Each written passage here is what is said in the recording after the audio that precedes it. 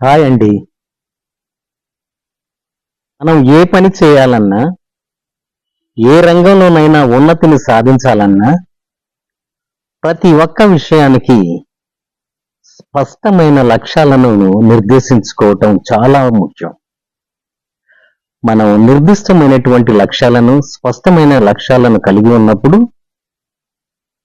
ఏంటి, ఎలా, ఎప్పుడు చేయాలి అనేటటువంటి విషయాలకు సమాధానం దొరుకుతుంది. మన పనిని సాధన చేయటం ప్రారంభించవచ్చు. మంచి లక్ష్యాలను నిర్దేశించుకోవటంతోటే లక్ష్య సాధనకు మొదటి మెట్టు ప్రారంభమవుతుంది. లక్ష్యాలను నిర్దేశించుకునేటప్పుడు మనం ప్రధానంగా గుర్తు చేసుకోవాల్సిన విషయాలు ఏమిటంటే, మొట్టమొదటిగా ఈ లక్ష్యాలు మన సామర్థ్యానికి అనుకూలమైనవి అయి ఉండాలి. రెండవదిగా ఇది మనం సాధించటానికి అనువైందా కాదా, మన సామర్థ్యత సరిపోతుందా లేదా చూసుకోవాలి. మూడవది, మనకు బాగా ఇష్టమైనటువంటి రంగమై ఉండాలి.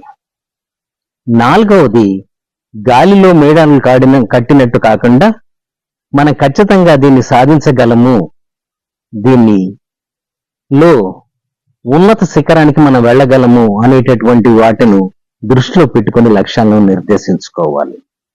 ఆ తరువాత ఈ లక్ష్యాలన్నిటిని కలిపి ఏ విధంగా ఎగ్జిక్యూట్ చేయాలనేటటువంటి విషయం కోసం ఒక స్పెసిఫిక్ ప్లాన్ తయారు చేసుకోవాలి.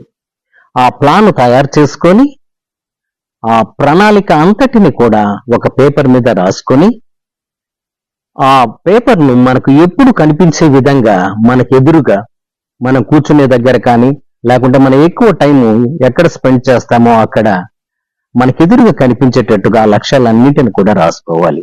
ప్రతి నిత్యం వాటిని చూస్తూ మననం చేసుకుంటూ ఉండాలి. అలా చేసినట్లయితే ఆ లక్ష్య సాధన చాలా ఈజీ అవుతుంది. ఎప్పుడైనా సరే లక్ష్యాలను నెరవేర్చుకోవాలంటే ఉన్న పనిని చిన్న చిన్న భాగాలుగా విభజించుకొని చిన్న చిన్న లక్ష్యాలను సాధించుకుంటూ, అలా లక్ష్యాలు సాధించినప్పుడు మనం మానసికంగా సంతోషపడుతూ ఇంకా ముందుకెళ్తాము. అలా చిన్న చిన్న పనులుగా విభజించి లక్ష్యాలను సాధిస్తే కంప్లీట్ గా మనము పని మొత్తాన్ని కూడా సక్సెస్ఫుల్ గా సాధించి మంచి రిజల్ట్ ని పొందగలుగుతాం. కాబట్టి లక్ష్య నిర్దేశన అనేది చాలా ఇంపార్టెంట్. ప్రతి ఒక్కరు దీని మీద కాన్సన్ట్రేషన్ చేసినప్పుడు వాళ్ళు ఏది సాధించాలన్నా అది సాధ్యమవుతుంది. Thank you very much.